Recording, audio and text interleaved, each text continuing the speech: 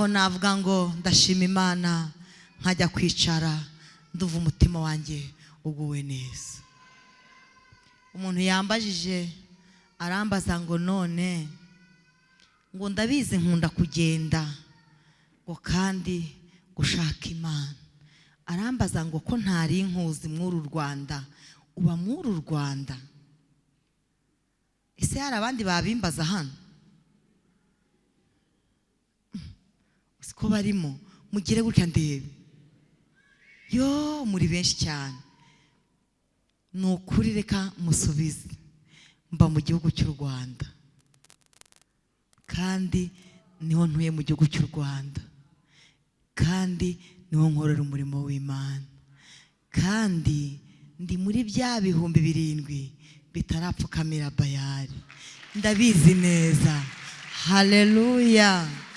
Ndi muri ba bantu Imana yahishe, yamisha ahantu hakomeye, ariko ndi kwikosi mu ijoro ry'impinduka. Hari abari bahari. Navuze ko Imana itagikoresha, Imana ntigikoresha abasivili. Hanyuma nukuri mba mu iki gihugu cy'u Rwanda Kagame ayobora, afatikanije na Yesu. Hanyuma abatambona nkunda gukorera umurimo w'Imana mu bihugu bigize isi, ariko kenshi mba nagiye muri Canada.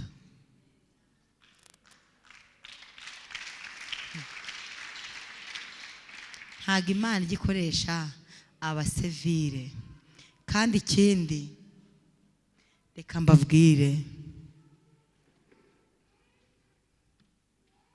abantu bacunze amavuta cyangwa se abacunze amata hano barahari. Ndamubonye, mbonye 2, mbonye 3, ndababonye. Imana ibamugisha. Iyo amata umuntu amaze kuyacunda hava mwiki? Iyo hamaze kuva amavuta hasigara iki? Amacunda. Ya macunda bameze nk'iki? Ijambo ravuga ngo tumaze kumera nk'ibisukwa, tumaze kumera nk'iki? Ndengejeho ibindi mwarira. Hanyuma nabibwiye harya, ntago nivuze. Navuze ngo ndi umugore cyangwa se ndi umubyeyi, mfite abana 5, mfite n'abandi bana ndera, mfite n'umugabo, ndubatse, ntuye i Kigali, Norvege, ndi umupantekote, nuzura umwuka wera, ndi umukristo. Hanyuma mbibutsa aka kantu, ndagira ngo mbabwire ngo Imana ifite abasitari yiremeye bari siransiye. Metuse ndabeshya? Ku rwego rw'isi kireka hatari umurokore, nta gihugu na kimwe kitari umuntu ufite nomero yanjye. Udafite imwe afite 2, udafite 2 afite 3, kuko ngiye ngirana nomero itangirwa no guteranya. Ninaha iwacu irahaba, ariko kode y'iwacu ni 250. Ariko izahandi ni uguteranya 400, guteranya 120. Hanyuma Yesu afite abasitari bari siransiye. Bene abo ntibamenyerwa. Nese wamenyerwa bakuyeho ku iteka ryose basa n'ababa mu cyaro, ko banahahira Nyabugogo muri ya masoko aciriritse, batajya muri Simba ngo bajye kuhanuza ibyo badazashobora kwishyura. Mwihangana abasitari muri mwiri teraniro Simba gushe. Buri muntu wese afite uko yahamagawe, buri muntu wese afite isoko avomaho. Ngiye mvomaho inyemerera kumera gutyo. Muse murabona binguye nabi? Katwiganira ijambo ry'Imana. Ariko maze mwakira intashyo zo mu bihugu bitandukanye. Barambwiye ngo nutugera muri bene so mu Rwanda uzagitangira intashyo, kandi bizimba haye harimo n'iz'abantu bafite uruhu rwera. Mutagira ngo n'iz'abantu basa natwe gusa, harimo n'abantu bafite uruhu rwera bavuga mu Cyongereza, bangu uzadutangira intashyo, bakavuga no mu Gifaransa no mu zindi ndimi. Barahari izi ntashyo ndi kubaha n'iz'abantu batandukanye ku isi hose. Muzakire mu izina rya Yesu. Katuganira ijambo ry'Imana. Ewe rero muziko Imana igikoresha abantu bazwi gusa, ikoresha natwe tutazwi. Kandi bene nkatwe wasanga ari twe tuba twimereye neza, kuko Satani haduhigiye hari igihe asanga Imana yadushishije ahandi. Iyo uri gukora, reba hano mutumishi nkubwira aka kantu, iyo uri gukora siransiye ukumburwa n'abantu kandi uhari. Wumva ikintu? Iyo ukora siransiye ukumburwa n'abantu uhari, iyo ukora siransiye ukumburwa n'isi kandi gufite. Ese ikintu acyumvishe? Iyo ukora siransiye ukumburwa n'abantu kandi uhari, iyo ukora siransiye ukumburwa n'isi kandi wigufite, isi bigufite. Hanyuma aka kantu mubare mugafate, abantu bafite amatelefoni ngiye kubabwira inkuru. Uburyo Yesu agiye gukorana n'abantu. Yesu agiye gukorana n'abantu mu episode. Siko kimutakumvishe. Yesu aje gukorana n'abantu mu episode.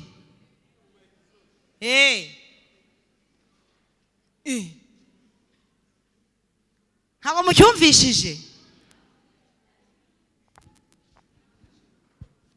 Iyi mikrofoni ni nduri kwanga bw'ibyuma ngahitugabanyiriza. Mwabyumvishe? Imana ije gukorana n'abantu ikoresha ama episode. Yo murebye filime ikarangira mukikunze, ntabwo muhita mugira amatsiko y'igice gisigayeho kizaza ikindi gihe. Abarokore babigumyemo nuko mugiye kumera. Abantu bagiye kujya babona none bakumbura iby'ejo hacu. Haleluya! Bagiye kujya kwitegereza none bakumbura ubutunzi buzagusohoka mwese.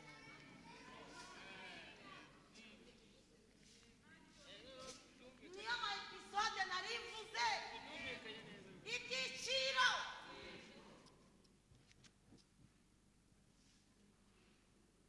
Basigewe none bavuga bati ni umuvugabutumwa twamenye, yari yihishe he? Ejo Imana ibite muri Amerika bambure. Bavuga bati ko twamubuze yagiye he? Yongera imbwira ngo te gusubira mu Rwanda, bongere bambone, bongere bankumbuye. Ejo nibamara kumbona nizana inshuro ebyiri nkajya n'ahandi inshuro enye. Yongera imbwira ati wikwita Finilandi, wamarayo ibyumweru bibiri wongera ugaruke. Ama episode hagati w'indi maso nuko ibintu bimeze. Nabagira ngo barasiga amavuta bakora na telefonate zero. Akora amaderevuranse wabasiga amavuta, basiga amavuta. Mugenda muri Isiraheli basiga amavuta. Imana yajya mu maji babambira cyangwa narasenze cyizere hari cyangwa wenda tuzamumana na Yesu. Arangije arambwira ati ndaguhagurukije, genda turi kumwe. Haleluya! Abantu Imana yabwiye ngo tuzabana. Nzabana nawe. Nzabana.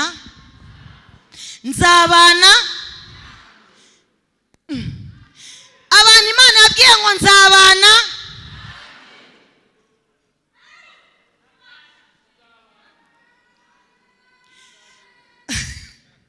Oya, umuntu Imana yabwiye ngo nzabana.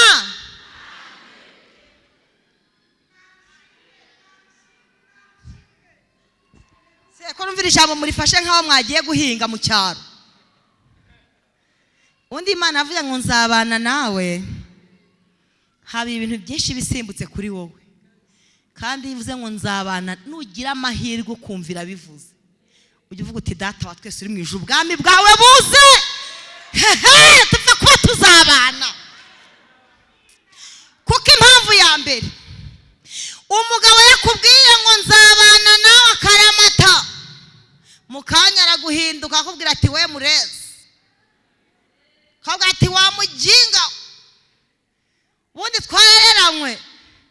Umugore akubwira ati sheri ndagukunda, mu kanya akakubwira ati iyo nkurebye mbona utakiri muri viziyo yanjye. ariko Yesu, haleluya, yakubwiye ngo nzabana nawe, muragendana, murararana, murazindukana, bugorora muri kumwe, umusatsi utambika hari, bukira mugendana. Yakubwiye ngo nzabana nawe, naho inzuzi zakuzura arazikamya, naho ubona zitakamye azigenda hejuru. Haleluya! Yo Yesu dedefonde weregra yigeze agerageza umugabo umwe kugira ngo arebe uburyo amwizeye, kugira ngo arebe uburyo yamubwiye ngo tuzabana, kugira ngo arebe agaciro ahereje ijambo yamubwiye ngo nzabana nawe. Uwo mugabo ninde? Haleluya. Kwemereye jisha umukanda y'iguha njyewe, avuga ati Pete, Pete nawe ndayiguha ntacyo.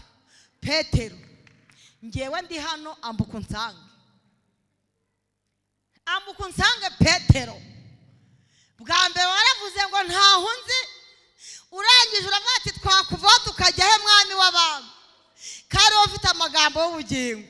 None Petero warongeye urangarukira, ngaho ngwino vaho nsanga hano, mu ndebe hano, ambuka uze, haguruka. Ngo witwa Korode, witwa Misheli, genda gake ariko komeza uze. Urakizeye ko nzabana nawe? Urakizeye? Urakizeye Imana? Ntimurebe Misheli, murebe Kristo. Urakizeye? Aha, tangira umere nk'ucogoye gato. Yo, ubaye iki Misheli wa munyabwoba we? Aho ugeze ntago wakibashisha, ariko ndakubashishije. Ambuka! Haleluya! Ambuka! Ndakwambukije.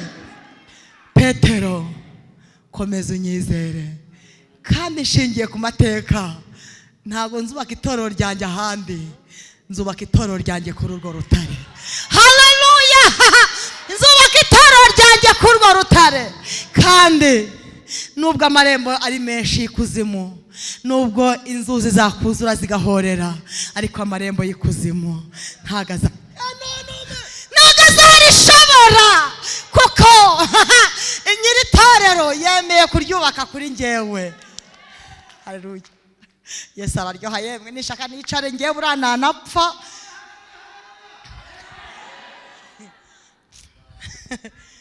Nazanye isaha kugira ngo ntica gahunda, njye nyafashwa nkanarondogora, ariko ntacyo bitwaye. Tugiye kuganira ku ijambo ry'Imana.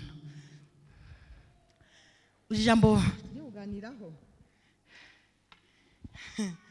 reka mbabwire, nabwiye umuyobozi wa gahunda, ubundi hari ikosa ntajya nkora, sinyasomera Bibiliya ku ruhimbi, ariko nicaye hariya numva ikirere kirahindutse, nateguye ya agenda yanjye iri hehe, kubera ko nemereye hano mu ijoro ry'impinduka ko nzagaruka. Ni ukuri narasenze ndanategura.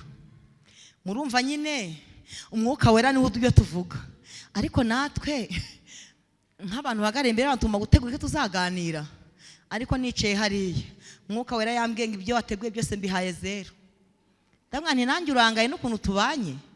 Arambwira ngo ntago nkugaye nk'uwacumuye, ahubwo itekero wazanye n'iryawe si iryanjye. Iryanjye niryo ngiye guha uko nguhaye ibyo abantu banjye bakeneye. Haleluya! Muri abantu badasanzwe. Uzi kuva kuwa kangahe? Naje hano kuwa kangahe harya? Muzi kuva kuwa gatanu kugera uyu munsi? Ubwo muzi ko rero kuwa gatandatu naryamye no ku cyumweru. Imana irambwira ngo ibyo wateguye ni ibyawe, hanyuma reka nkwihera ibyanjye, tugende. Ibya Yesu, ibyanjye ni ibyanjye, yambwiye ngo ibyanjye yabihaye, ngo ibyo yampaye none aha nicaye hariya n'ibyo abantu bayo bakeneye. Hanyuma kandi impamvu ni ukuri mwihane. Icyo kora, harimo abasigaranye udutsira bakajya biyaturira mu ntebe nabamenye. Sha ni ukuri reka mbabwire, iyo abakore mutarinjanywe n'umwuka wo kujya kuturega muri RIB, uyu munsi kureba ka Yesu n'abarokore hano. Umwuka wera aracyariho. Wenyine mwibwira ngo nta bakozi b'Imana bakire bagifite ijisho riradara. Baracyahari ntibakababeshye. Abakozi b'Imana sengo baracyariho. Abatuma izina ry'Imana ritukwa barahari, ariko n'abatuma risubirana agaciro barahari. Ninde se ababwiye ko bapfiriye gushira? Hanyuma ikindi ngo byabaye business. Abishakiramo business igihe birabareba, ariko n'abategereza Yesu kwaza akabagaburira baracyahari.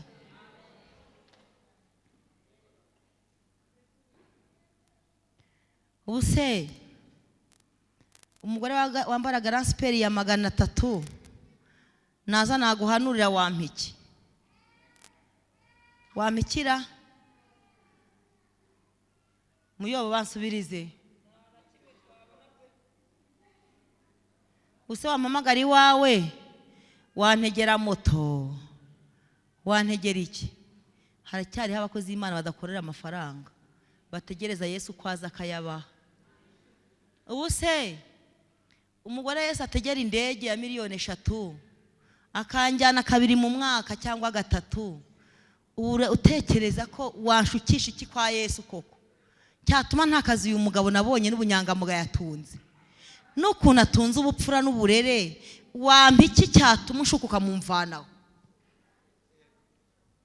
5 ngo ngaburire ifi n'ifiriti, ntago wabinshukisha, ntago bishoboka. Uriya mubyeyi twaraturanya nzi, ntunzi nubwo utanzi cyane ariko uranziho.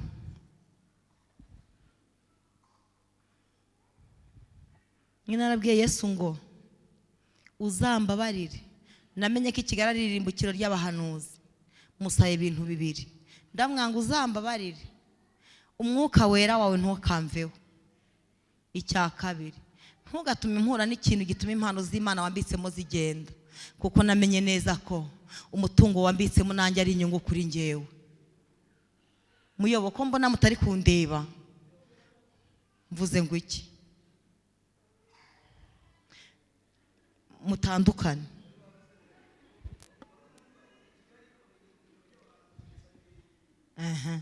Wewe wavuganaga nawe ariko amatwi yibereye na hano, hanyuma ntimwongere. Imana imubabarire. Hanyuma nawe ukaba gaciyemo. Ni byiza ko munaseka. Ishuri ritagira umuderanjeri ntago riryoha. Ngiye nuko mbabwiye. Ishuri ritafite umuderanjeri ngiye mbabwiye ko ritaryoha. Bumva wasohoka ufati wa mwana wicara hariya mu ishuri ryo hirya, niwe tuye dusohokana he tukaderanje, akagoma kasa negatinze kuvuga.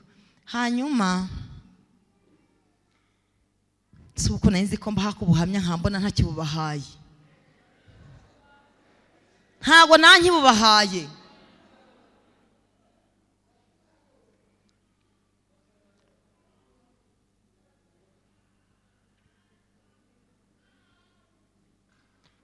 Nzagaruka kubera ko hari abantu dufitanye umwenda w'ibintu bafite kandi bakeneye gusenga no gusengerwa. Nimba hakubuhamya ngatinda, hari ibyo tureka. Nzabaha kuhamya ariko nzagaruka ko mbufite. Murashaka iki ko ndi inyubako Yesu yubatse? Basi reka mbabwira aka kantu gato. Nakubiswe inkoni nizasaguze kuri Yesu barazinkubita. Sinakubiswe ra? Sinakubiswe? Uziha agace gatoya ariko narakubiswe. Hanyuma mvuga akantu, abahanuzi barimo bagenzi banjye ntago mugwa. Muzi ikindi kintu nasabye Yesu, naramubwiye ngo uzambabariye gwemeye kunkoresha. Ujye uvugana n'umuntu wawe unyuzeho nzi neza ko mfite ibihamya n'ibimenyetso bigaragaza ko Imana ivuganye nawe. Impamvu ya mbere ni iyihe? Ngewe nageragejwe n'ijambo ryitwa umuhanuzi, anjyana ku mugabo mfite imyaka mike cyane, ntararangiza na sogonderi. Arambwira ngo nintamushaka Imana izanyica. Ngenda mpunze ijambo rivuga ngo Imana izanyica, kuko mfite imyaka mikeya cyane. Nabonye ahantu abantu batemana, ndavuga ngo niba Imana y'abarokore isanze itemana nka bariya abantu, ndagiye mpita ngenda. Ngezeyo barambwira ati ntama, arambwira ati ntama nageze ivugana nawe, ngiye nakwishyuye amafaranga yanjye, sinzanakurihira minerivare, ubu ni nge mwarimu, twabanye kuwa gatandatu nkubita kuwa mbere ahitana. Oya yankubise yantaye kuwa mbere agaruka kuwa kabiri mu gitondo, arambwira ati unje ukubera mwarimu.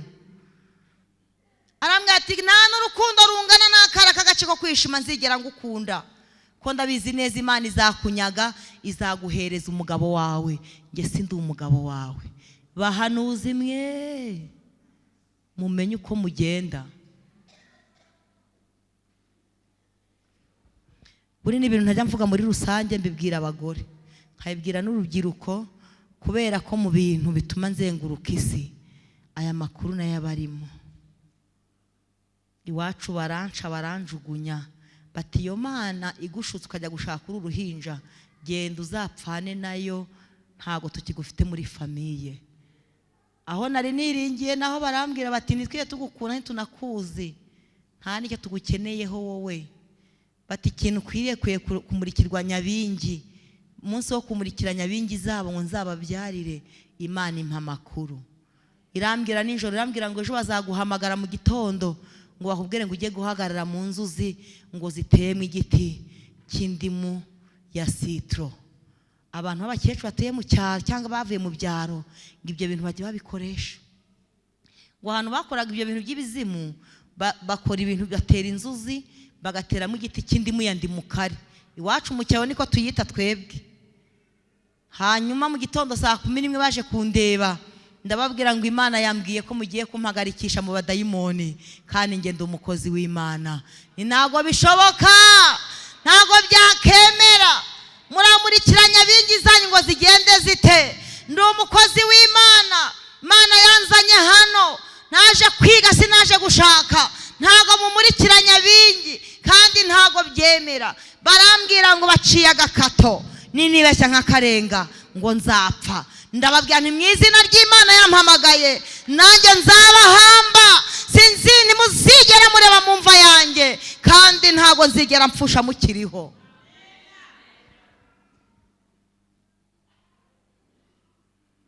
Narakubiswe ku rwego, narakubiswe bigera ahantu nanjye numva inkoni.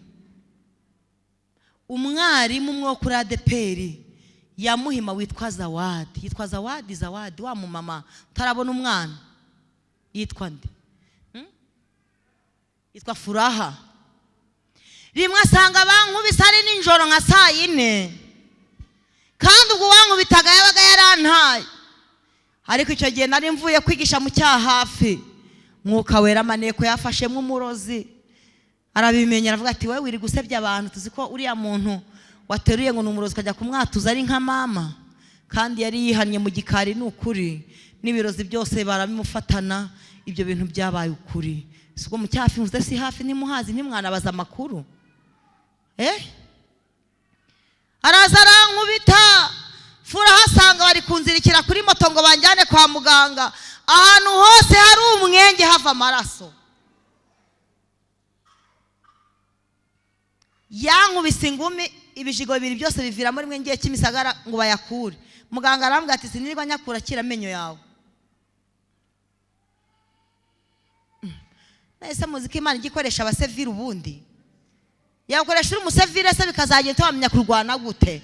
Katwiganira ijambo ry'Imana nzabaha ubuhamya. Byahinduye ishusho rero. Mwabonye ko nazanye n'umugabo wanjye? Hoya. Umuntu yakwica se? Twaburanye inshuro 29, kandi twaburana aho tugeze hose nkamutsinda bakamwandikisha inzandiko. Naho twitororo ryanjye tugerayo twaburana inshuro 14. Tugeze mu rukiko, umupastori utari kirara cyanjye kire kutari uri mu itorero, ariko yakantu gato yagatuma wivumbura kuri Yesu. naramubwiye nti ngiye sinzigera nkuvaho kugeza igihe nzabonera undengeye. Arambwira ati humura nzabana nawe. Yesu twaragendanye ku manywa, twaragendanye nijoro, twaragendanye. Yesu twaragendanye. Kwera kweri yarambwiye ko atazituzigira tubana. Yamenyaga ko banyishyuriye inzu akaza akasohora mu nzu y'abandi. Muzajye mu cyafi mujye kubaza mama Dube. Uramwibuka mugore? Imana ikambwira ngo ntujya gucumbika mu ngo z'abarokore batazakuvuga. Imana izi ko abantu yaremye. Murabije muri bavanga Imana imaze kurema umuntu yaricujije. Ngo yeshize impamvu yaremye umuntu. Haraya ku rusengero ku Muhima. Uriya mudamu yarakira umukristo wo ku Muhima. Hano harimo n'abandi bantu banzi ndabizi. Bari batsemwe intebe barazigerekeranya, bazigira nk'icyumba cy'amasengesho. Hari umugabo witwa Eliya w'umuzamu. Nkagenda Eliya kancumbikira, Imana imuha umugisha, nzamuha ituro ry'ishimwe ry'ibintu yankoreye. Eliya kancumbikira mu rusengero, nkamara nk'iminsi ine, nkamara nk'iminsi 5. Abarokore bahagera bakagira ngo ndi gusenga. Bwahehe Imana yambwiye ngo hungira imbere yanjye nzabana nawe. Haleluya! Kambwira ngo nzakurengera, nzagutabara, nzakumwakura, gumana nanjye ndayibwira ngo sinzakuvaho.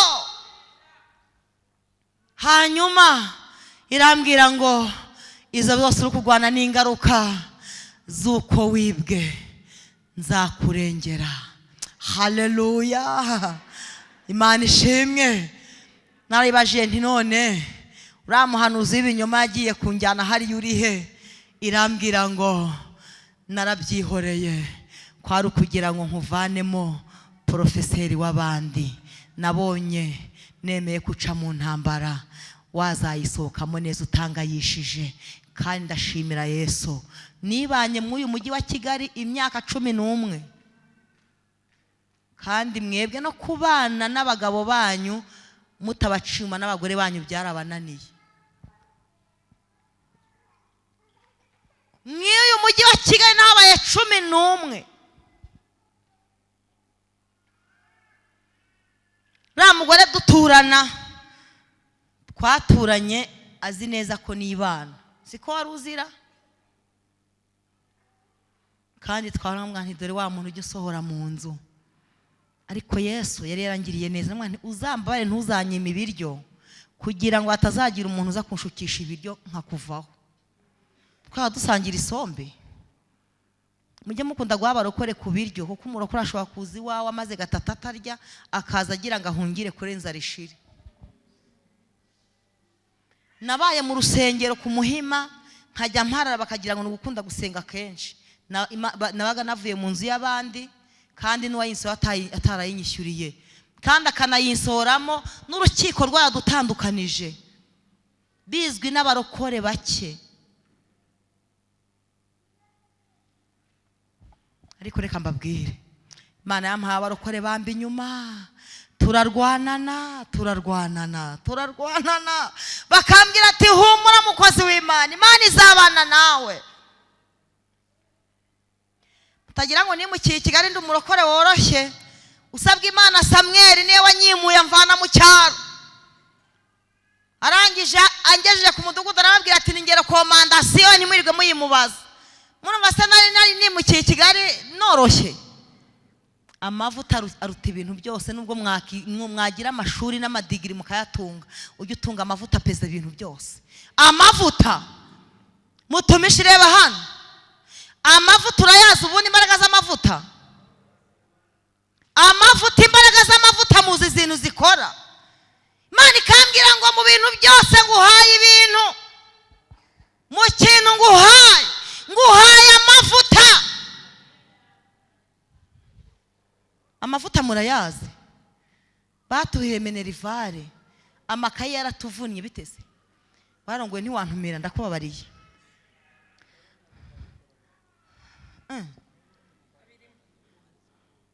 sawa, amavuta abe kuri wowe. Amavuta murayazi, amavuta ava ku mavi, amavuta atagurwa kuri botike, amavuta atava mu maduka, amavuta murayazi mwebwe. Amavuta twambukirana umupaka, twagera mu Bubiligi bavuga igifaransa, nanjye bambaza ngo bonjour nkamenya icyo nsobanura, kandi ngewe ntarize igifaransa. Amavuta ngera ku airport bakambaza icyongereza, nkababwira nti ndisobanura, nkajya gusikanisha passport yanjye nkamenya ahantu nyura. Imbaraga z'amavuta murazizi ngo mwarize. Warize gutunga diplome yo kumara iki se ntuwisengeraho ntiwabuze n'akazi? Shaka amavuta se nyine yareze diplome ze nyuma. Nzababwira agaciro k'amavuta n'ingaruka. Amavuta murayazi, ariko ubundi amavuta ava mu mbaraga z'amasengesho. Uyu mugabo ngo arashaka amavuta, ngwino hano nkubwire.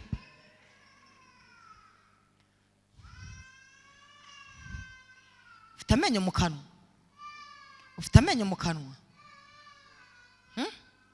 amenyo yawe yagiye?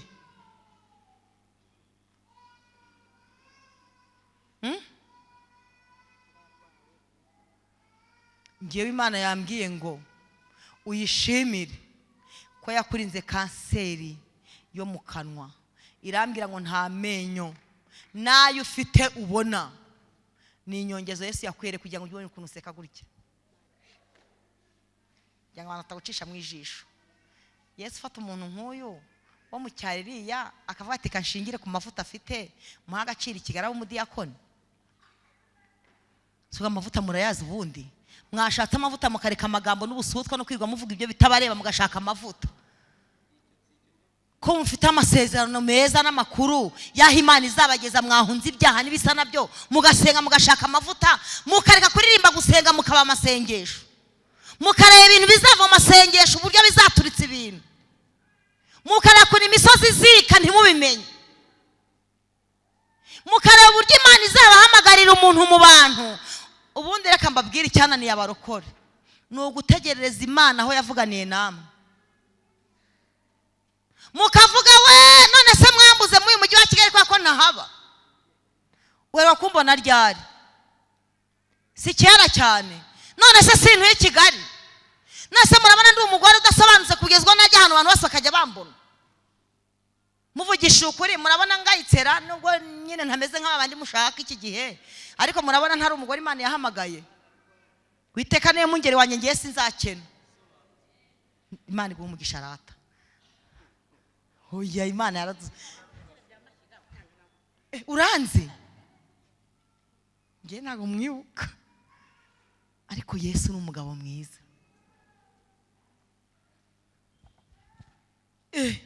Murabushakisha amavuta. Mukanya muva mu rusengero matangira muhamagarane. Yewe umugore maze bukana mumfotore mubura mubone kuntu muvuga amakuru. Umugore maze bukana gutya muramuzi. Uririrwa ubaza ubuhamya bwanjye se waretse nkabukwibwirira ngiye ubwanjye kari nge nyirabo.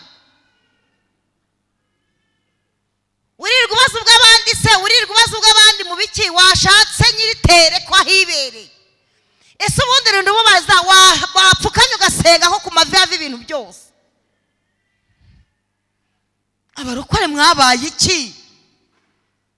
Ejo bundi muvuga butumwa yarambwiye ati nshatse nomero yawe amezi 7 narayibuze.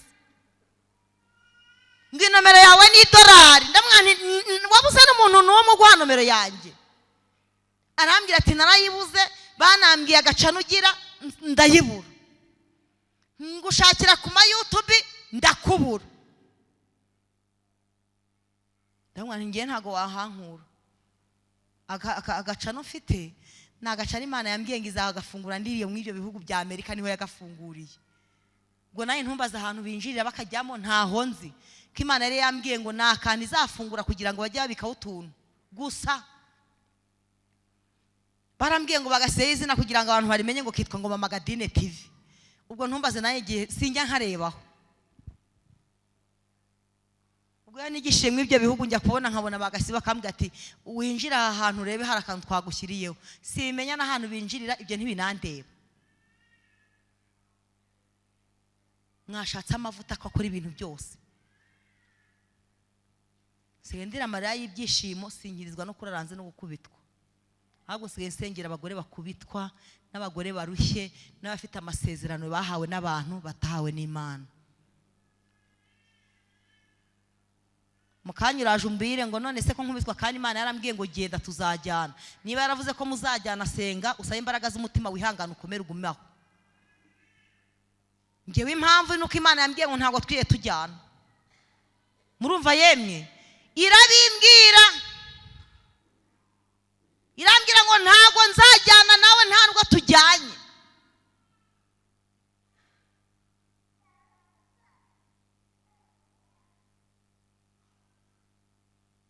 ariko we niba birimo uyu munsi bakagukubita Imana yaravuze ngo tuzajyana ntiyakubwiye ngo vayo mujye mumenya gutandukanya ibintu mwumvishe mwabarokore mwe ntiwitiranye ibyanjye n'ibyawe ejo utagira ngo wa muhanuzi wakubwiye ngo Imana avuye ngo muzajyana ngiye banguza amafaranga ndanayamenya na n'uyu munsi barayavuga kandi uwayishyuye ntiyapfuye arahari habati ingaruka mfite nagiye kwiba ahantu hatibwa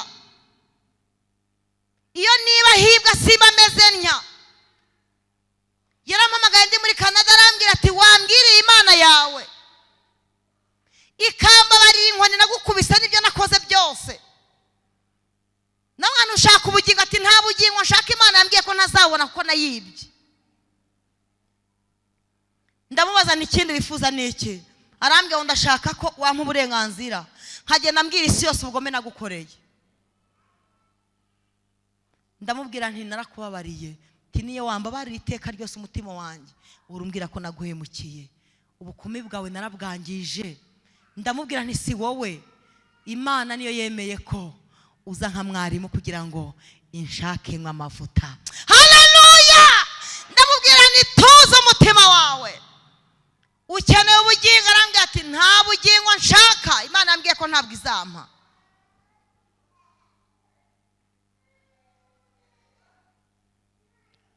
Imana yambwiye ko ntabwo none urashaka iki arambwira ngo ndashaka ko ngenda mbwira abantu ko nakubabaje none nibabwira nta bugingo uteze bizakumarira iki uzungukira he arambwira ngo byibura ndebe ko nta muntu wazongera kujya mbaza ngo niyo umuntu ambaje amakuru yawe mpita numva umutima wanjye urutwa nuko n'abarongo yakasame kamira ndamwa nti akira amahoro bahanuzi bagenzi banjye ubwere Yesu abahayandi maso kandi namwe barwana intambara bene izo ndababwiye ngo nimukomere mutegereze igihe Imana izazira irwana intambara zanyu kandi niba Imana mwana yakubwiye ngo twarajyanye komeza urasane ntubivemo mwumvise yemwe mukomeze murasane ntimubivemo irashaka ko uwo mugabo azakizwa ku bwawe irashaka ko azajya mu ijuru ku bwawe irashaka ko uwo mugore wawe azajya mu ijuru ku bwawe nge yarambwiye ngo ntabwo tuzajyana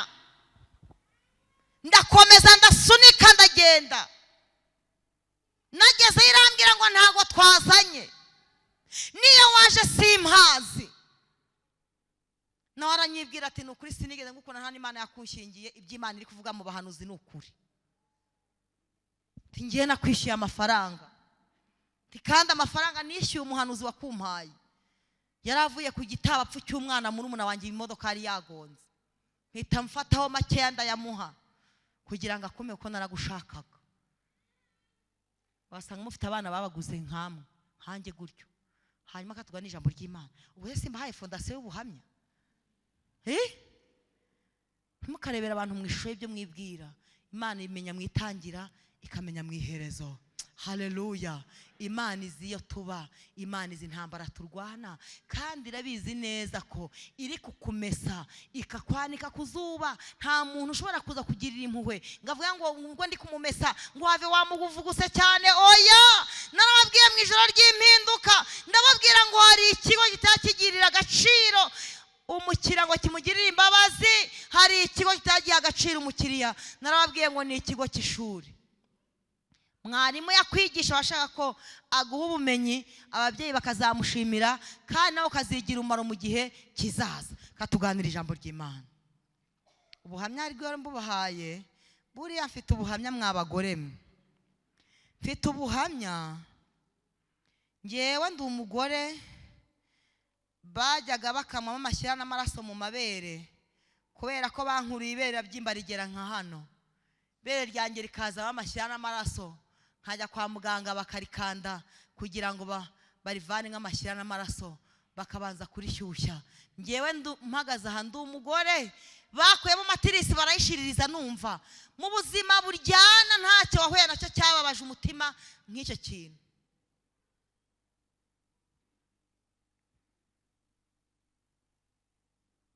Hari abantu hano batemye muri jenoside, ndagira ngo nkubwire ngo iyo gikomere kiraryana rwose, uruguma ruraryana.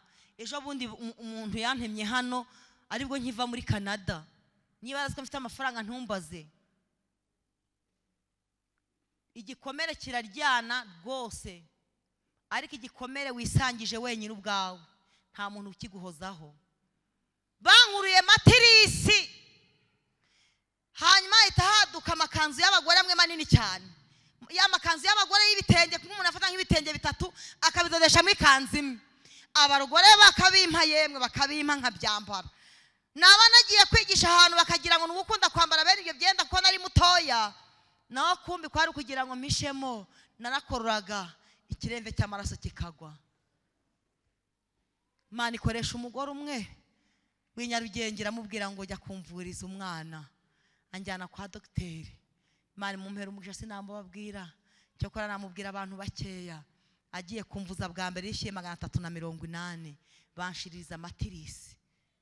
Hari umuntu ibyo bintu byeze bibaho ngambwira ubabare bugira. Mama ko mbona ukuze ibyo bintu urabyumva nawe?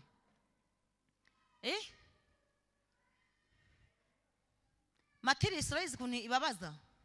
Muri matirisi nta kinya kihaterwa. Ntabwo Imana ishobora gukoresha umusevire, ntibishoboka. Muri matirisi nta kinya kihaba. Dogiteri arabangoreka matirisi tuyikuremo, izabyara kanseri. Niyo itabyara kanseri none izatindizemo kandi ntuzongera kubyara. Ndamubwira nti Imana yarambwiye ngo nzabyara, nari maze imyaka 5 icyo gihe. Ndamwana nzabyara nukuri winkura mu matirisi. Dogiteri ati ntago bishoboka. Ngiye ku nshuro ya 3 arambwira ati mwana w'umuko, ati ndabona atutuntu dusigayemo atari dukeya, ati ntago byatuma ukura mu matirisi, genda ukomeze usenge. Haleluya! Ndamubwira ni ndakomeza senge kandi nzabyara.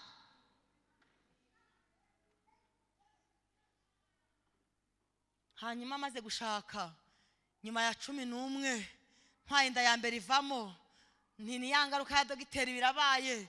Ntwaye ya kabiri ivamo, ntiyangaruka ya dogiteri birabaye. Ndavanire katuye gusenga tujya ahantu hitwa Itokowa, murahazi se? Ni mu Ruhengeri yo kure. Imana irambwira ngo uhereye none nguhaye abana. Haleluya! Nguhaye abana. Kandi ubu nari mbafite. Ariko se washaka n'umuntu ntubyare ukitwa umugore? Mbambyaye Keza, ejo bundi binkubise na Cyomoro. Nyuma y'ijambo abaganga bavuze ngo ntuzongera kubyara, narabyaye. Nkomeza gusenga. Niyo mpamvu aho tuzahurira hose uzunashishikariza umurokore wese ngo nasenge. Gusenga nabonye ari intwaro igirimbura ibintu bikomeye, kandi gusenga ni igitwaro gikomeye utuma kikagera muri Amerika wibereye muri Afurika ntumenye ukuntu byagenze. Nk'uko abarozi bakoresha ikoranabuhanga bakaroga umuntu, Kristo Yesu warenze abarozi. Niyo mpamvu mbinginge nimugaha agaciro imbaraga z'abarozi ni zeru. Imbaraga za Yesu nizo zikomeye. Imbaraga za Yesu nizo zipeza. Ubusigiye abarozi bakurogeye baragushoboye. ubu se ko bazindutse kare bakazinga urusengero bakavuma bakagira gute banarangiza bakinjira mu iteraniro abantu ntibakijijwe. Mwibwira ko Yesu se yahomba? Yesu ahomba gute kandi hariho yungukira mu bantu be? Bampaye side ejo bundi umugabo wanjye yabivuzeho ko bayimpaye, avuga iby'ejo bundi, ariko nyweye side inshuro 3 kandi biciye mu barokore bari kurwana n'icyo Imana yavuze izangira cyo. Icyo Imana yavuze uzaba cyo nta murozi n'umwe uzagishobora. Yagishobora gute? Ko yinjirira ibumoso Imana ikinjirira iburyo, ko yibwira ngo agiye guca imbere hakureba Imana igaca inyuma utabona. Haleluya! Imana iturebera ahantu twe tutabasha kubona.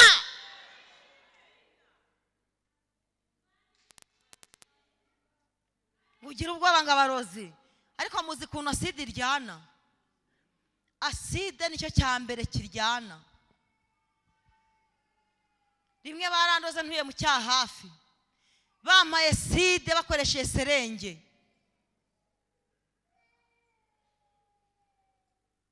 Sinziriye nijoro, kandi wayimpaye n'uwo nari nacumbikiye nakumbi bamuguririye mu masaha 9. Numva ijwi rirambwiye ngo byuka ngo ujye kwa muganga kandi babwiye ntibagutera urushinge, ngo ikimenyetso nguhaye ngo wari mwari muryamanye mu nzu. Nsanga yagiye ntamenyeye. No kumbi yampaye aside yayincometse muri serenye sinziriye arigendera. Ngeze kwa Habyarimana basanga ni side bampaye. Imana irongeye imbeshaho. Imana ishimwe. Muganga aravuga ngo buri ntago bijya bibaho ko umuntu wanyweye side kamugira gutya yongera akabaho. Ndamubwira nti singiriho ni Kristo muri nge kandi ndindi w'Imana izankoresha ejo. Shobundi barongera barayimpa, none nsanga bayihaye umukozi, bayimuha umukozi ayimpa mvuye kuri murya, mvanye umunyeshuri ku ishuri bita nigira kuri murya kuyakura. Ngeze yirambwira ati humura nguhaye kubaho nkuvanye mu mva. Ngeze mu rugo njya hirya gato mu gashyamba njya gusenga, muzaze mbajyaneyo ni heza. Imana irambwira ngo dore nkwaruye mu rupfu. Ndavuga nti se Imana inyaruye mu rupfu koko? Irambwira ngo dore umukozi utunze ni utwara urupfu mu biganza byawe. Naho kumba bazima babi bo mu rusengero bari bamuhaye 150. Apagani bo mu rusengero murabazi.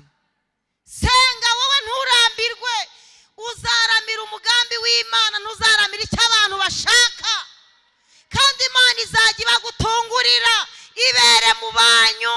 Guma hano ntuhave, guma hano wihava. Senga wibiririmba, senga wibikereza, biha agaciro. Gusenga nibidakora none bizakora ejo, nibitanakora ejo bizakora ejo bundi, nibitanakora ngo ubibone bizakora ku mwana wawe, bigira ingaruka nziza.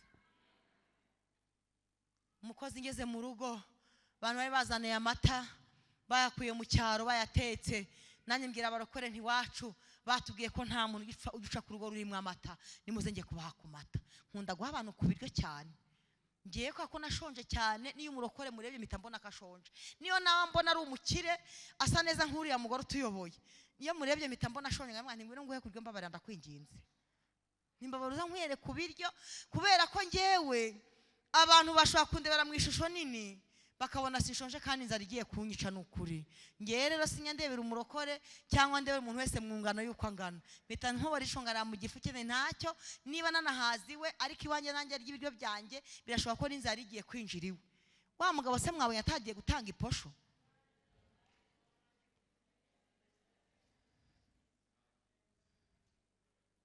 Umudiyakoni namutumye hari he? Wamumboneye? Mwaganiriye? Uramuzi? None se ntiyagiye gutanga iposho? Bivuge cyane ariko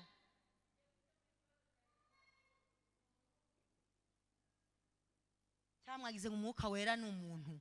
Mwuka wera ni umuntu mu ishusho y'Imana kandi asa natwe kandi akorera muri twebwe. Ngewe niyo nakitahira bura hari ibintu nka 7 Imana yakoze hano. Kadusome ijambo ry'Imana. ahise mwishimye ubuhamya mbahayeho gatoya se murafashijwe nzagaruke mbabahe bwinshi se Imana yarambwiye ngo ibintu nagukoreye n'inzira wanyuzemo sinshaka uzabigurisha nzajya mbibwira ba nyirabyo ubu hano ibi bintu mvuze bifite nk'abantu nka 30 ba nyirabyo barimo imbere y'Imana ba nyirabyo barimo hano hari n'abari gusigana n'umutima kubera ibi bintu byanjye mvuze harimo ba nyirabyo mu byiciro byose uko twicayemo hano ariko rwana intambara nziza ng'Imana yarambwiye ngo ntago tuzajyana najya kubibwira wa undi baguririye ati wa ninjye muhanuzi ngenyine none ko buri gihe Imana imbwira ngo nitujyana wambabare singende kuko harambwira ati genda kambabwira aka kantu tuganira ijambo ry'Imana se muyo wampaye iminota ingahe aho nigiye gushira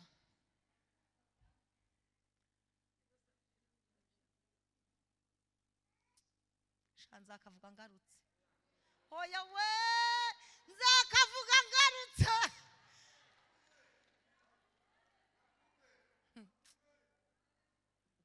we mutemurira uze kwa Yesu amakuba yawe uyamubwire mubwire buhoro ibikuriza we kugira ubwoba kandi wirira abaremerewe n'ibiruhanya babwire ko Imana yabaruhura ubahumurize utimukiza amara agahinda none wirira ubahumurize utimukiza amara agahinda none wirira Imana yari yarambwiye ngo nzakwambika isaha ngo ku rwego uzajya uyireba ukibaza niba ari wowe umwana wo kwa runaka uyambaye none isaha nambaye uyu munsi yakishyurira umukene inzu byibura nk'amezi nka 24 ko mutishimye se mugize ishyari Imana yari yarambwiye ngo nzakwambika isaha ngo kugeza igihe uzajya uyireba ukaza ngo ni ngewe uyambaye none nari mvuze ngo none Imana yanyambitse isaha yakishyurira umukene inzu amezi 24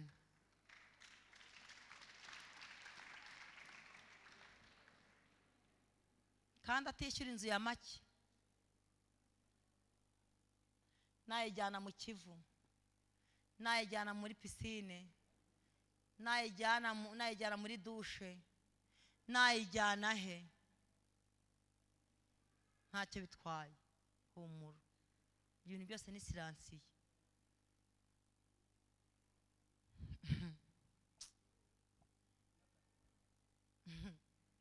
nta buye rijya mu isaha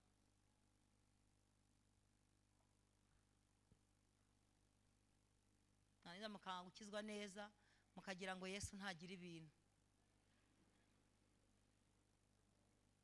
siko tukombona utari kunyumva wowe muyobora ukumva ibyo ndi kuvuga Yesu agira ibintu kandi Yesu afite abantu ubu se ukwishyurira tike inshuro enye mu mwaka ukajya mu murimo ananiwe gukora ibi ngibi ibi ni ibintu biri simple gutya ibi ngibi iyi nanafashwa nkayitanga nk'abantu muzubaka inkingi y'urusengero ariko ibyo bintu byose agakiza karabiruta ukizwa neza ntibijya bitera umwaku mbabazwa n'abarokore bakizwa nabi ngiye gukizwa neza byampesheje umugisha kugeza ubwo na n'uyu munota mbivuga hari aho twahurira ntupfundura imishumi y'inkweto zanjye kubera kurinda amavuta ubundi ibintu mbibwira abantu bicaye mu cyumba cy'amasengesho turi nka hano umwuka wera yankora isho ryakora nk'abwa ntibanza waturiki ubu ngubu hari nk'abantu nka 10 na bangaye nabonye nakatuza ibintu atwiganirire mutazanga kongera kuntumira umuyobozi mu kanya araje ndakarire ariko ntundakare mwuka wera nababwiye ko ndumuvuga butumwa sindi umwigisha igitabo cya kabiri cy'Abami ibice byaho ni ibice 4, hanyuma turasoma umurongo w'8, nidushaka turagiza hirya gatoya, ninjya gusoza ndababwira ntiturekeraho. Ndashaka kubwira ko ubwo ubona bidashoboka kuri Yesu bishoboka, kandi ndashaka kubwira ko kidafite ubuzima Imana igiye kugiha ubuzima mu izina rya Yesu, wizere. Hanyuma haranditse ngo iby'umugore w'Ishunemu, mwahabonye namwe? Igitabo cya kabiri cy'Abami ibice 4 umurongo w'8, nababwiye ngo turasoma, ninjye babwira ngo turekeraho, dushaka tugeze kuri wa 13 ntacyo bitwaye. Haranditse ngo bukeye Elisa arahaguruka Ishunemu, hariyo umugore umukire, aramuhata ngo agiwe gufungura. Nuko uhereye ubwo abakozi b'Imana yemwe yo bitayeho, uhereye ubwo iyo yahanyuraga hose yajyagayo gufungura. Uwo ninde?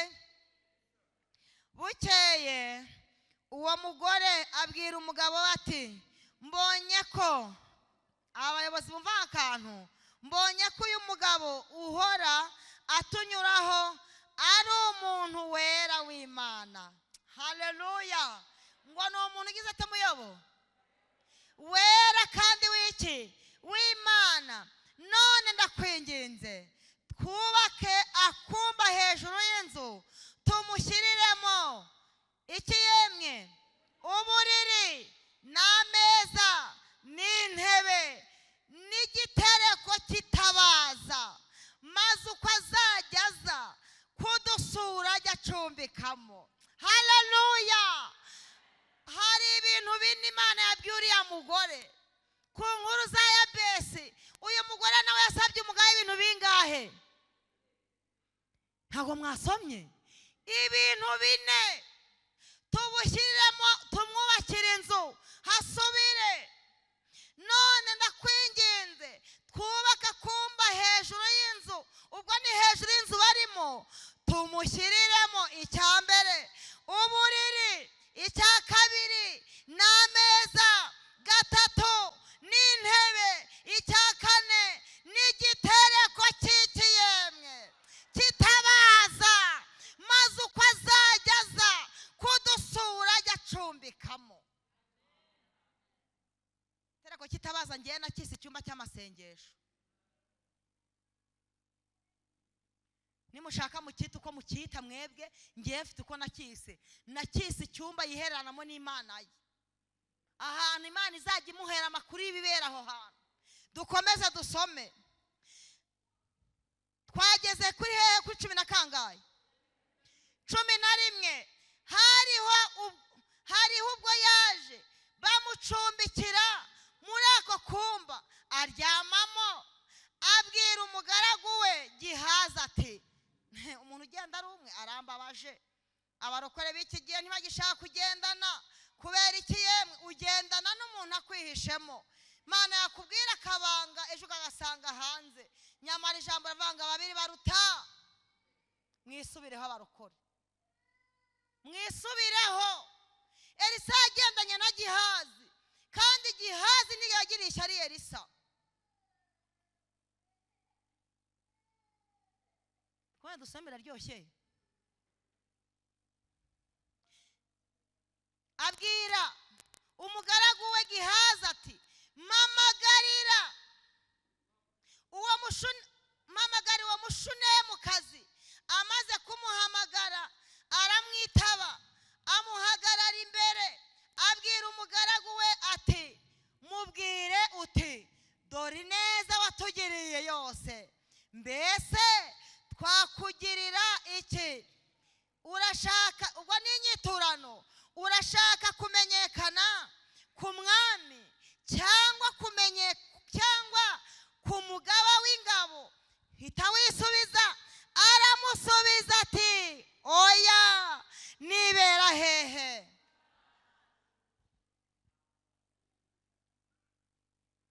Ndashaka kubaza ahantu bariza umwe mwicaranye ngo bamubahe. mubazanye se nyine uba mubahe wowe ubarizwa muri he tsinda yuri mu isoko uba mubahe yuri muri karitsiye mbese ubarizwa he umushunemukazi rero ngo yari iki yemwe yari umukire kandi iyo umuntu afite amafaranga ni musema kweri umuntu afite amafaranga ijambo ryose avuze ririjyana nubwo bigeraho abafite amavuta bapeza ariko umuntu ufite ifaranga havuze hose niyo byanze kumvikana atanga gutyo ariko turashimira Yesu ko natwe tudafite kirengera ajya dusunikira haleluya natwe ajya dushiriramo akadusunikira kandi tukumvirwa ufite amavuta ariko yemwe aho mikorofoni nituma mutumva muri kunyumva neza bamwe bari kuba bimena amatwi bongere bagabanyeho hari umuntu uri kubanga bw'ibyuma hafi aha ngo yongere tugabanyirizeho ongera ugabanyeho menyere ngewe ko iwacu aho nsengera nyine tureba hariya hejuru ongera ugabanyeho gatoya ongera ugabanye kugeza igihe numva ubu ni sawa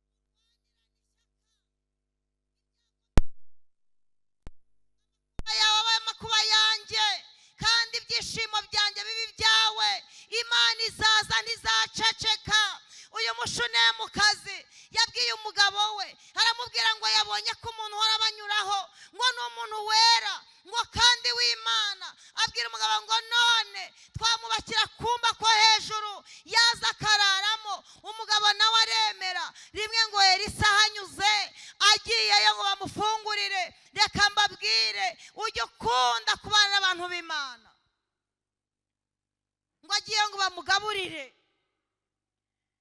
ngo abone aho bamuhaye kuruhukira hatandukanye n'ahandi haleluya ngo abone bamujyanye ahantu hejuru ngo mukumba ko hejuru gateguye neza karimo uburiri karimo itabaza karimo ameza kameze neza gafite isuku ngo Elisa bimukora ku mutima ngo abaza Gihazi ngo uyu muntu twamugirira dute waratugirira atya aramubwira ati muhamagare aze hano tumuganirize tumubaze Elisa yari yiringiye amaboko y'Imana ikorera muri we kishobora kugira ibintu irema mu uwo muryango byanze bikunze Elisa nk'umuntu yarebye hafi abatuye umugore ashobora kuba atazwi ku mwami ashobora kuba ku mukuru w'ingabo atazwi kandi murumva uyu umuntu wamenyekanye ku mwami akamenyekana ku mukuru w'ingabo uwo muntu aba ari ikirangirire mu isi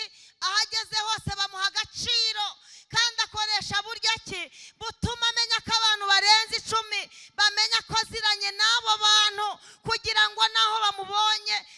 baramwubaha. Ariko umushunemukazi aravuga ati hoya ngewe nkunda kwibera mu bacu. Haleluya. Ahangaha muri niho nshaka kwibera, nta pfunwe mfite. Ku mwami ni byiza kujyayo, ku mukuru w'ingabo ni byiza kujyayo, ariko nkunda kwibera mu bacu. Ahubwo nimureke dusenge, mureke duhamagara Imana ibohora ibiboshye, izingura ibyazinzwe, ivumura abo bavumye, ica iha agaciro abakambuwe. Nimureke twibere mu bacu. Ndabona ariho heza, niho duturiza, niho dukura itoto, niho dukura ibyo twabuze, niho dutorera amahoro twari twaratakaje. Haleluya. Twibere mu bacu. Warangije ngo amaze kubasubiza atyo, ngarongera arigendera. Ngo Elisa ngatangira aganira na Gihazi, ngo ariko Gihazi amubwira ijambo ryatumye mbabwira ngo ababiri baruta umwe. Ngo aravuga ngo ariko nitegereje muri rugo nsanga nta mwana w'umuhungu bagira. Nabimenye namenye amakuru ko ntawe uhari, nta muhungu bafite. Ngo Elisa aramubwira ngo ngera umuhamagare uzasome Bibiliya. Noneho ntago yakinguye ngo ahagarare imbere, yakuye hakugi buhoro. Mwumvise yemwe? Yakuye hakugi gato. Kandi ngiye gusoza kugira ngo tubone umwanya wo gusengera ba bantu nabwiye. Ngakura hakugi buhoro arahagarara. Ngo Elisa aramutegereza, ngaramubwira ngo undi mwaka utaha nk'iki gihe. Haleluya. Undi mwaka utaha nk'iki gihe bigomba kumenyekana ko ari ibyo Imana yakoze mu cyuma cy'amasengesho sejemu. Bigomba kumenyekana. Haleluya. Satana byanga byemere cyane ko tutamwinginga ngana byemere. Uya turinginga Satani ngo yemere ko Imana izaturengera. Turamwinginga se Satani ashoboye iki? Imana dusenga ko ari ishoboye ibintu byose, igumbura ingumbi, ihumura impumyi, izura abapfuye, ikaborora ibintu byari biboze, ikabibwira ngo mbasubije ubuzima, nimutwara intumbi yanyu yari ipfuye none yazutse. Mungirire mutya yemwe. Imana ishimwe. Ntabwo twabwira Satani ngo turakwemera, turabwira Yesu ngo turemera amateka n'amategeko byawe. Utwo dutunze turabigushimiye. Imana ihimbazwe. Ngo arangije ngo umushunemukazi aramubwira ati muntu w'Imana wibeshya. Aramubwira ati impamvu ya mbere umugabo wanjye arashaje. Ubwo abantu bakuru mwamenye ibyo, nta kintu ntashobora gutera inda. Elisa araceceka agira atya, ntiyagira ikindi arenzaho. Ntukisobanura imbere y'umuntu ukubwiye ngo ntibishoboka, ujye wicecekera. Ejo igihe kizabitegeka, azamenya ko wasenze Imana. Haleluya. Wikisobanura imbere y'ibintu uri kubona bigoye, igihe kizaza kibitegeke, ubwabyo bizishakamo inzira. Haleluya. Bizishakamo inzira byanze bikunze, kandi inzira izaboneka, tuzagera i Kanani. Warangije Elisa yicecekeye. Biravuga ngo uko iminsi igenda ishira, wa mugore aratwita, arabyara, umwana warakura. Ngo amaze gukura yarageze mu kigero cy'imyaka nka 12. Niba mwarasomye Bibiliya, ngo hanyuma ngo ise yari ari mu basaruzi, ngo agiye kubona ngo abona umwana, ngo aza yirukanka, ngo ataka ngo papa umutwe umutwe umutwe. Wa mwana wavuye he yemwe? Wa mwana wavuye he? Wa mwana yavuye he? Mu masengesho. Nkunda kwibera mu bacu, niho yavuye. Ubundi abarokore nuko batabizi, ibintu byavuye ku mavi birindishwa yandi. Ibintu Imana yakubwiriye mu mazi bizarindishwa nuko urya gusenga, niyo utajya mu mazi ariko senga. Ibintu byavuye ku Mana birindwa n'Imana. Byavuye mu masengesho birindishwa amasengesho, Imana ikabihagararira. Amasengesho arabagarirwa, aravomererwa, aruhirirwa. Amasengesho akorerwa isuku. Amasengesho. Ubu nakubwira imbaraga z'amasengesho iminsi 5 igashira n'indi gataha, kuko nyifite impamvu nabonye imbaraga z'amasengesho, ariko ziva mu mbaraga zo gusenga utabivanze. Umuntu wabivanze iteka ryose ahora yicuza. Ngaho tekereza nawe yuhaye umwana amata akayabogora, kandi amata ntayorwa. noneho waba wayaguze amafaranga wanayigomye kugira ngo umwana wawe yanywe yakone ukabona arayabogoye. Ibaze rero Imana ibintu iduha twanabiruhiye twe ba nyirabintu tunabiha agaciro tukajya kubisambaniramo. Imana yakubwira ngo nzakugira umugabo, indi ikamubwira ngo nzakugira umugore, ejo mu gitondo wabona Imana igukubise akamodoka kangana urwara, gatangira kumva watangiye gutunga bitara umufuka avuga ati ndi umugabo kweri. Gatangira kubona aho abagore b'ibigoryi bari, gatangira kubona abagabo b'ibigoryi bacumbitse, bati uriya mugabo ntamwandikiye, uyu mugabo wanjye ntazi kumbwira amagambo meza, nta jambo yambwira. Gatangira konona cya cyansi wanywereyemo amata nguhaye 0. Gatangira kucyonona. Niba ari ahantu Imana iri guhombera mu iki gihe, nubwo Imana itagihomba, iteka ryose Imana ntihomba, abarokore bafite amafuti n'amakosa. Ikibazo abafite amafuti n'amakosa bari gutuma abandi badasubizwa, bagatuma abandi bataza gukizwa, kuko bavuga bati twashakiraga imbuto niyo twamenye neza ko ari hindi buziri kwera, ariko abasejemu ntibikabe. Murwanirane ishyaka, murwanya Satani azabahunga, mumwime inzira nimufunge. Mwarangiza abagabo banyu bagakora amakosa mukabimenya mukabihora ngo rudasenyuka, mubwiza ukuri ko yakiraniwe ku Mwuka Wera yabikubwiye kandi Imana ko ntabeshye.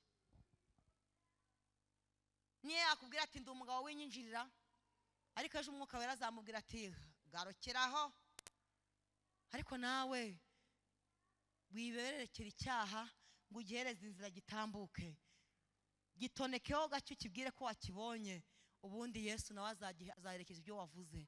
Hanyuma twikomereze twitegura gusenga. Ngo arangije ngo wa mwana, ngo papa wabwira umugaragu aramubwira ati muterure umushyire nyina. Ariko yemwe bagore mwe muri abagaciro, umugore afite amateka ni we nyina w'umuntu, ni umunyamumaro kandi ni umunyamugisha, niwe mutima w'urugo Imana iramwemera, niwe mutima w'urugo umugore n'umunyamugisha, niwe mutima w'urugo umugore n'umunyamugisha. Haleluya, haleluya. Abagore ngo muterure umushyire nyina. Buriya yemwe mwabagabo, reka mbagire inama, niba mushaka kubaka no gusenga no gutunga amakuru, mujye muha abagore freedom, mubarekere uburenganzira basenge. Hanyuma umuha urukundo, ujye umubwira iteka ko umukunda, nutanabishobora ujye umwandikira ka message umubwire ati sheri I love you. Yemwe bagabo murabyumvishe, niba ushaka kugira urugo rwiza rutengamayemo amahoro, umugore freedom y'amasengesho umubwire ati ndakubohoye mugore wanjye. Upfa kuba ujyana kuganira n'uwo mugabo wawe Yesu, ukongera ukagaruka mu rugo nkakubona. Hanyuma numenya ko yagiye gusenga, umubwire ati sheri amasengesho meza, nutanamuhamagara utekereza ko yaba ari mu bihe byiza, umwandikira ka message ati I love you. Naho atamenya kubigusubiza, ubwo nta kintu bitwaye, umubwire uti I could you, uhita unabyandika no mu kindi kirimi mu Kinyarwanda. Nta kintu bitwaye, I could you, nta kintu bitwaye. Ariko siye ko bigoye kubwira umuntu ngo ndagukunda, biragoranye. Nimugari imitima mu ngo zanyu mwe kwijyana hanze, mujye mbwira abantu mubana ko mubakunda, dore nimba bamwahisemo mu magana y'abandi bantu bose mwigaye nabo mwareranywe.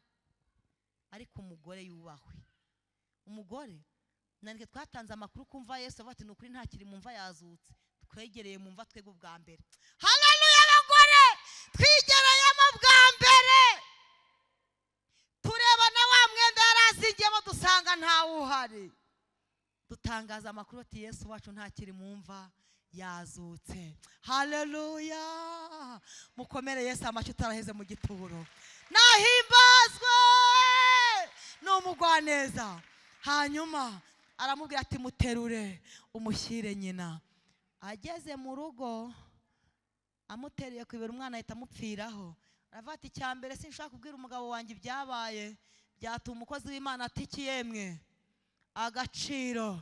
Ngo aragenda ngatuma ku mugabo ati nyoherereza ifarashi iva yirukanka banjyane kwa Elisa. Umugabo ati katari kumboneko z'ukwezi, akabata no kwisaba tugiye gukora iki? Umugore ati si ngombwa ko nkubwira amakuru, ariko ni ngombwa ko ngira nte, ni ngombwa ko ngenda nkajyayo. Nahagiye kubwira Elisa ibyabaye. Elisa nawe yibereye hehe ku musozi ari gusenga, ngabona umushunemuka yaturutse nk'iriya hakurya, ngo aza yiruka, ngo yikubite imbere ye, ngo agiye gukora ku birenge, ngo Gihazi ngaramubwira ati have wimukoraho.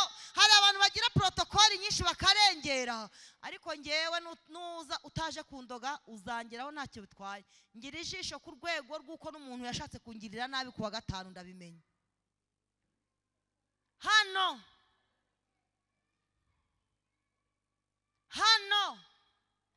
Imana yari imaze kuvuga ngo harimo abarozi, aza kunsuhuza hano, ndamubwira nti winsuhuza wowe uzabanze watura ibyaha ukora byo kuroga.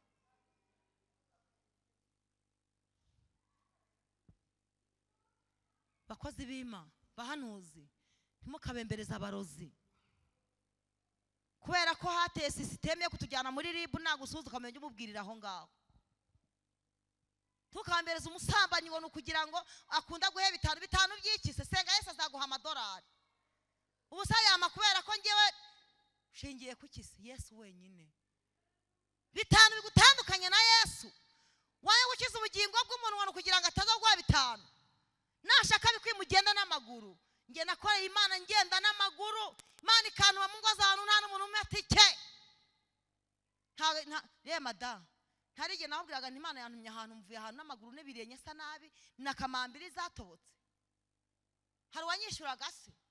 Nigira nkubwira ngo nasengeye umuntu yamaye amafaranga. Ariko abantu bagira business mu bya Yesu muzatahira ibyo birabareba. Mwaje nkababwira nimuze mbabwire ikintu kitwa Pasquad iri mu gukora Yesu neza. Dore umuhanzi ngeje undi azarongora. Undabizi waguye mwigisha yatinze ngo ntago uririmba. Humura Imana izi byawe.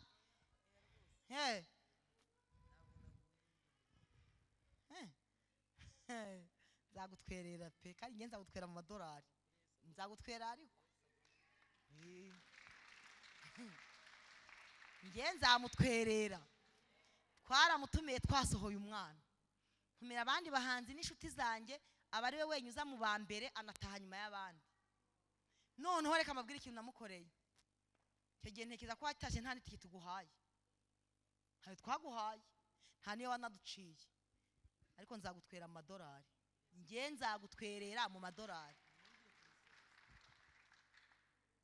Usiga itariki. Mubwiye ko ngenza gutwera mu madolari. Ni ntandi mu Rwanda aho nzaba ndo nzamutwerera.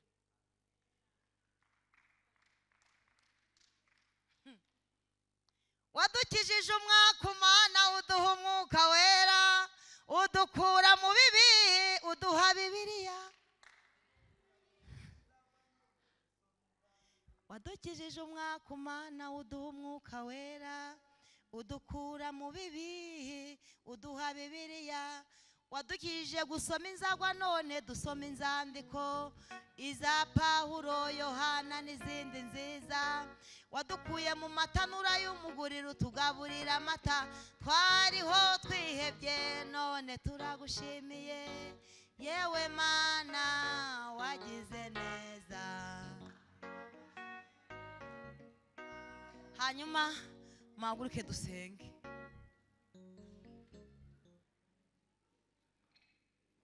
Elisa yaramubwiye ngo mureke uwo mugore anyegere, afite agahinda kenshi kandi Imana yabimpishe. Hari ibintu Imana itajivugana natwe atari uko itabimenye. Hari ibintu umuhanuzi ataraguhanurira atari uko Imana itavuze. Humura, komeza ubane n'Imana. Gahunda ni ugukomeza gusenga. Elisa yaragiye ngabwira Gihazi ngo natora agakoni kari inyuma ye ngakajyana gakoze ku maso y'umwana. Umva Pasquad ugiye gusengeramo. Umushunemukazi yaramubwiye ngo ngewe ntago shyikiye ijambo uvuze. Gihazi ntigeze ambwira ko Imana izampa umwana.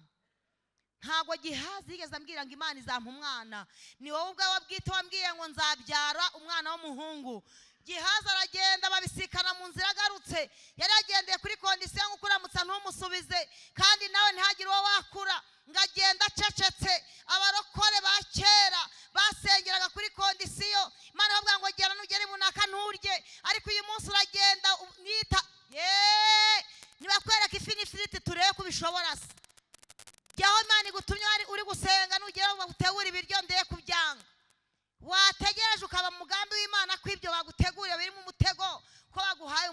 wateze inyundo ugakomeza ugasenga wabisikanye ngo Elisa aragenda ngo ajyeho kuko umushunemukazi yari yamubwiye ati nta wundi muntu uhiriza umwana ni wowe. Ngo agezeho Elisa ngajya mu kumba ko hejuru izuru kurindi ngo arangije ahamagara Imana, tugiye guhamagara Yesu akuzure bya bindi byawe kuko arabishoboye. Ngo Elisa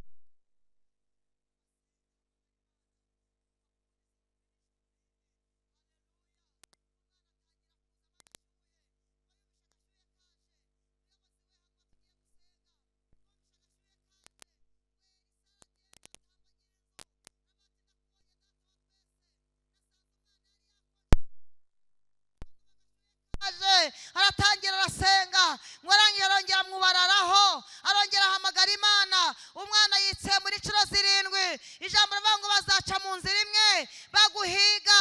Imana ibatatanyirize muri 7 kubera ko ishori ry'abantu badashobora. Ngo umwana yitsemuye 7 ndarahamagara ati nimumbwire nyina w'umwana aze hano. Atera umwana muha nyina. Amateka Imana yanditse ku buzima bwawe nta muntu uzayasiba. Humura izere komana n'Imana, komeza usenge uyitegerereza aho yavuganiye nawe izaza. Kandi ibyo ubona bipfuye bibwira Yesu ngo ngwino uzure ibyanjye ko byapfiriye ahantu ntamenye. Mwana yagiye avuga ngo papa umutwe wageze ku biro bya nyina barapfuye. Imana agiraga ngo yiyongere yerekane muri urwo rugo. Birashoboka ko uwo mugabo atahaga agaciro imbaraga z'Imana yakoze, ariko byaramenyekanye. Uhoraho ushobora byose, umugwaneza. Iri teraniro twatangiye twatura, twatangiye twihana, kandi birangira utanze imbabazi, utanga agakiza, ugaburira abantu. Wakinguye inzugi zari zikinze, wabahoye abantu imyako, wabakuyeho karande, wabakoreye amaderevuranse atandukanye. Ushobora ibintu byose, ushobora abantu badashobora. Ibyananiye abaganga urabishobora. Ibyo Gihazi atashoboye byakozwe n'Imana ya Elisa. Ariyo Mana yacu none twibereye mu nzu y'Imana, twibereye mu masengesho. Ibyo batubwiye tubirindishije gusenga, tubirindishije kwizera no gutegereza Imana, turwanya icyaha n'igisa nacyo. Duhamagara ubwami bw'Imana ngo buze, kandi bwatwemereye kuza. Imana ishimwe ko dusoje inzugi zari zikinze zikinguwe, ubuzima bubaye bubonetse, imibereho ibonetse, kandi imbaraga zibeshaho. Imana yongeye kuziha abantu. Turagushimiye kutanze urubyaro, koreye abantu amakwe, uba mwakuye, ubazinguye, bakuyeho igitutsi. Turagushimiye kubera ko ingo zari zasenyutse wongeye kuzubaka. Ibyari byanze birongeye biremeye.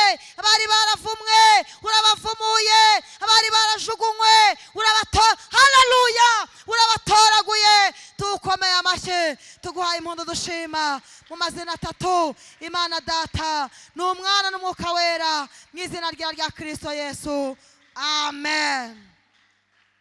Nimwakire ubuzima bw'abana banyu mu izina rya